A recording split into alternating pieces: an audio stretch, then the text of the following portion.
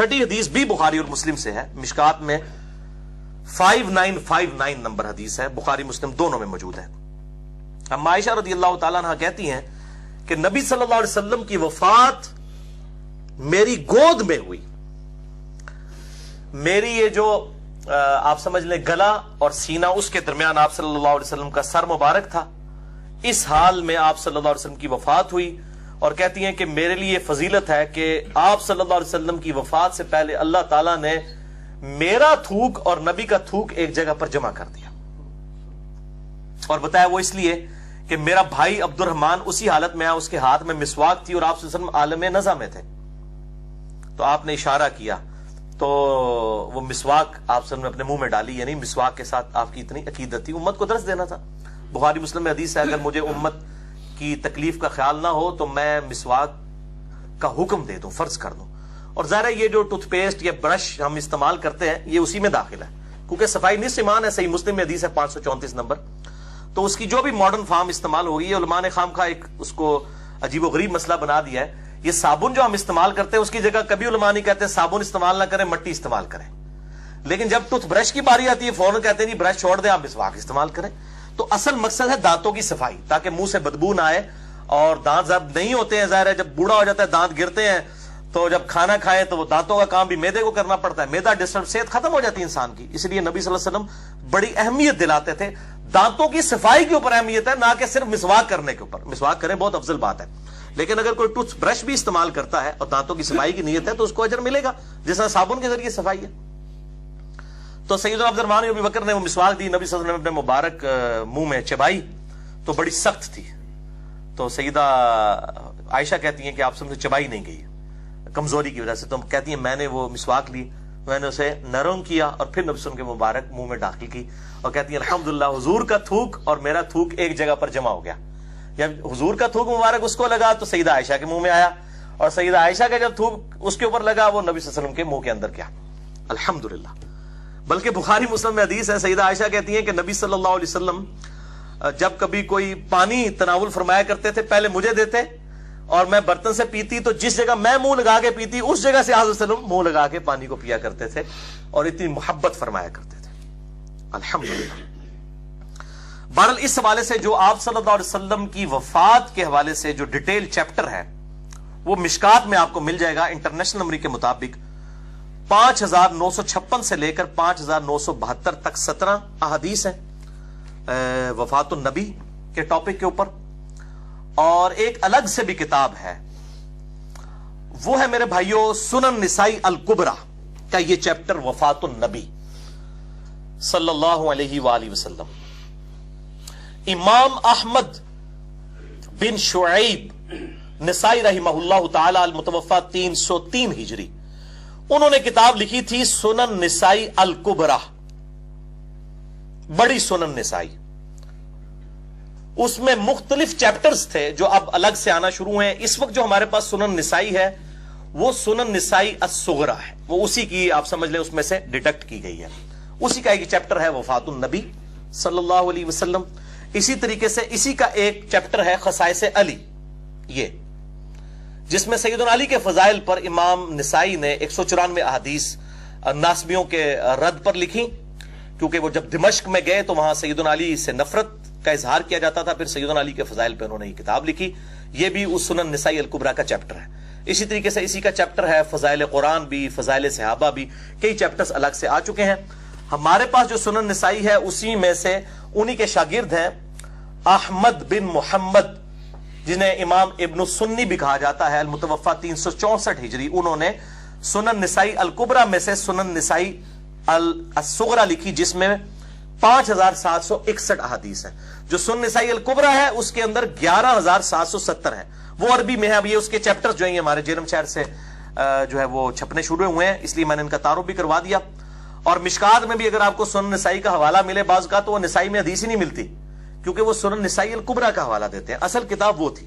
اور یہ جو ہم آیت الکرسی کی فضیلت پہ حدیث بیان کرتے ہیں انٹرنیشنل نمبر کے مطابق سنن نسائی الکبریٰ میں 9928 نمبر حدیث ہے، ہاں جی 9928 سنن نسائی الکبریٰ۔ دیکھیں میں نے اس کے ساتھ لکھا ہے سنن نسائی الکبریٰ گرین کارڈ کے اوپر۔ کہ جو شخص فرض نماز کے بعد آیت الکرسی پڑھ لے وہ مرتے ہی جنت میں داخل ہوگا. لیکن نماز پڑھنی پڑنی ہے, خالی آیت الکرسی پڑھنا کچھ نہیں ہونا, نماز کے فوراً بعد پڑھ لے. تو یہ آیت الکرسی کا یہ والا وظیفہ سنن نسائی الکبریٰ میں موجود ہے. اور لوگ کہتے ہیں آپ جی 9928 بتا رہے ہیں, اس میں تو حدیث ہی 5761 ہے. تو بھائی میں بولتا بھی ہوں لکھتا بھی ہوں سنن نسائی الکبریٰ, جو بڑی سنن نسائی ہے. یہ جو کتب ستہ میں سنن نسائی ہے یہ اسی میں سے اجتبا کیا ہوا ہے سنن نسائی الصغریٰ 5761 احادیث. اور یہ تمام احادیث کی کتابیں جو مین ہے اہل سنت کی انٹرنیشنل نمبر کے مطابق اردو میں, عربی میں اور انگلش میں ہماری ویب سائٹ اہل سنت پاک.com پہ رکھی ہوئی ہیں. تو ایون یہ مشکات والے جب اس کا تعارف کرواتے ہیں, جب مشکات میں سنن نسائی کا حوالہ ملتا ہے تو وہ الکبریٰ کا ہی ہوتا ہے, وہ آپ کو الصغریٰ میں کئی احادیث نہیں ملیں گی جو الکبریٰ کے اندر ہے. اسی کا یہ چیپٹر ہے وفات النبی. یہ میں انشاءاللہ اس کے اوپر پورا الگ سے لیکچر بھی دوں گا, بلکہ میرا خیال ہے میں سوچ رہا تھا ربیع الاول شریف کا مہینہ آنے والا ہے, تو 3 سال پہلے ہم نے حیات النبی پہ لیکچر دیا تھا. اس دفعہ میرا خیال ہے ہم وفات النبی کے اوپر ایک لیکچر رکھتے ہیں کہ آپ صلی اللہ علیہ وسلم کو غسل کس نے دیا, آپ صلی اللہ علیہ وسلم کا کفن مبارک کیسا تھا, آپ کو قبر مبارک میں کس نے اتارا, کیسے معاملات ہوئے. چلو یہ بھی ڈن ہو گیا. یہ اچانک ابھی میرے دماغ میں بات آئی ہے وفات النبی اس کتاب کی وجہ سے. تو وفات النبی ایک پورا چیپٹر ہے سنن نسائی الکبریٰ کا, جو اردو میں چھپ چکا ہے شیخ غلام مصطفیٰ ظہیر صاحب کی تحکیم کے ساتھ, اور یہ میں نے آپ کو دکھا بھی دیا. یہ کتاب جو ہے میرے بھائیوں یہ اسی کا چیپٹر ہے. اس میں پوری ڈیٹیل ہے کہ آپ صلی اللہ علیہ وسلم کا جنازہ کس طرح پڑھا گیا. یہ پبلک مشہور ہے جنازہ ہی نہیں ہوا. یہ بات صحیح ہے کہ جنازہ اس طرح نہیں ہوا کہ ایک امام آگے ہو اور پیچھے مقتدی ہو. وہ جگہ ہی بہت تنگ تھی, صحابہ نے پروٹوکول دیا, ایک ہی صف کی جگہ تھی. کچھ ٹولیوں میں اصحاب داخل ہوتے تھے, 4 تکبیریں پڑھتے تھے, اس میں الفاظ موجود ہیں, دعا پڑھتے تھے, درود پڑھتے تھے, سلام پھیر کے پھر دوسری طرف نکلتے تھے. یہ کہتے صرف درود و سلام پڑھ کے نکل جاتے تھے. 4 تکبیروں کے الفاظ ہیں, میں حدیث وہ انشاءاللہ سنن نسائی الکبریٰ سے بتاؤں گا. پورا وفات النبی والا یہ کتاب الوفا چیپٹر ہے سنن نسائی الکبریٰ کے اندر, جس میں پورا آپ صلی اللہ علیہ وسلم کے جنازہ کا طریقہ کار کیا تھا وہ سب کا سب جو ہے وہ لکھا ہوا ہے. اور اس کتاب کے اندر, اس چیپٹر کے اندر 47 احادیث ہیں انٹرنیشنل نمبر کے مطابق 7077 سے لے کر 7123 تک.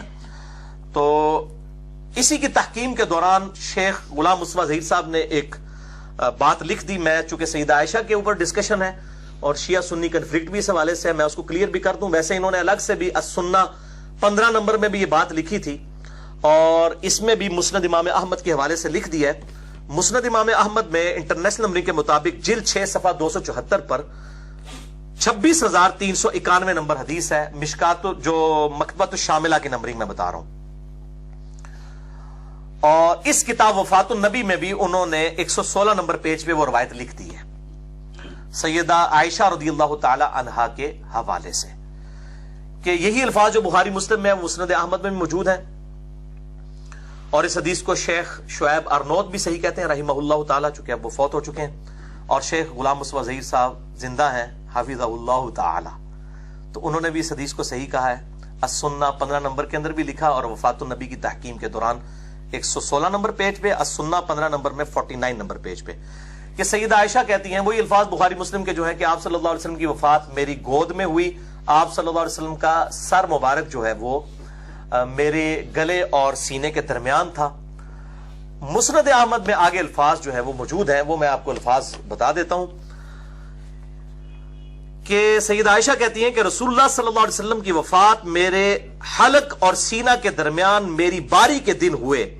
اس میں نے کسی پر ظلم نہیں کیا, لیکن یہ میری ناسمجھی اور کم عمری تھی کہ نبی صلی اللہ علیہ وسلم کی جب وفات میری گود میں ہوئی تو میں نے آپ صلی اللہ علیہ وسلم کا سر مبارک اٹھا کر تکیہ پر رکھ دیا اور خود عورتوں کے ساتھ مل کر اپنے چہرے پر پیٹنا شروع کر دیا. یوں اب وہ اہل تشیع اسی سے پلی لیتے ہیں. میں نے مسئلہ نمبر 66A میں بھی یہ بتائی تھی بات, اور وہ کہتے ہیں جی اما عائشہ نے سب سے پہلے ماتم کیا, آپ ہمیں کیوں نہیں ماتم کرنے دیتے؟ تو میں نے بتایا تھا یہ سند بالکل اس کی صحیح ہے, لیکن سیدہ عائشہ نے خود اس میں یہ بات مانی ہے کہ میری کم عمری کی وجہ سے جذباتیت میں یہ مجھ سے ہوا, یعنی انٹینشنلی. یہ نہیں کہ وہ ہر سال پھر پیٹا کرتی تھی, اس وقت ایک خاص لمحے میں یہ معاملات ہوئے. ظاہر ہے بہت بڑی مصیبت ٹوٹی تھی مسلمانوں پہ. سیدنا عمر جیسا بندہ صحیح بخاری میں آتا ہے کہ انہوں نے تلوار نکال لی تھی کہ میں اسے قتل کر دوں گا جو کہے گا کہ نبی صلی اللہ علیہ وسلم بہت ہو چکے ہیں, باقی کو تو آپ چھوڑ دیں. تو اس میں الفاظ ہے کہ یہ میری ناسمجھی اور کم عمری کا نتیجہ تھا. تو جب انہوں نے خود مان لیا کہ مجھ سے یہ جو معاملات ہوئے یہ میری غلطی ہے، تو اب اس کے بعد اس کو ماتم کی دلیل کے اوپر پیش کرنا بالکل زیادتی ہے. تو یہ میں نے بھی اس حوالے سے کلیئر کر دیا. باقی اہل سنت اور اہل تشیع دونوں کی کتابوں میں موجود ہے کہ نبی صلی اللہ علیہ وسلم کے عقد میں جب رخصتی کے وقت سیدہ عائشہ کی عمر جو ہے 9 سال تھی. اس کے اوپر جو جھگڑا کیا جاتا ہے میں نے 159A میں بھی اس کو بریف کر دیا ہے. یہ بالکل فراڈ ہے، غلط کوشش کی جا رہی ہے، یہ معجزانہ طور پر معاملہ ہوا. اس کے علاوہ جو سیدہ عائشہ سے آپ صلی اللہ علیہ وسلم کی آئلی زندگی کی روایتیں ہیں، حیض و نفاس، غسل سے متعلق میاں بیوی کے ریلیشن شپ، اس کے اوپر سیدہ عائشہ کے اوپر جو تان کیا جاتا ہے بعض غالی رافضیوں کی طرف سے اور بعض منکرین احادیث کی طرف سے، بخاری اور مسلم کے اوپر لام تان کیا جاتا ہے کہ یہ جھوٹی روایتیں ہیں، نعوذ باللہ. میں نے پچھلی دفعہ 159A مسئلے میں اس کو ایڈریس کر دیا تھا. آج اس کی زیادہ ڈیٹیل میں جانے کی ضرورت نہیں ہے.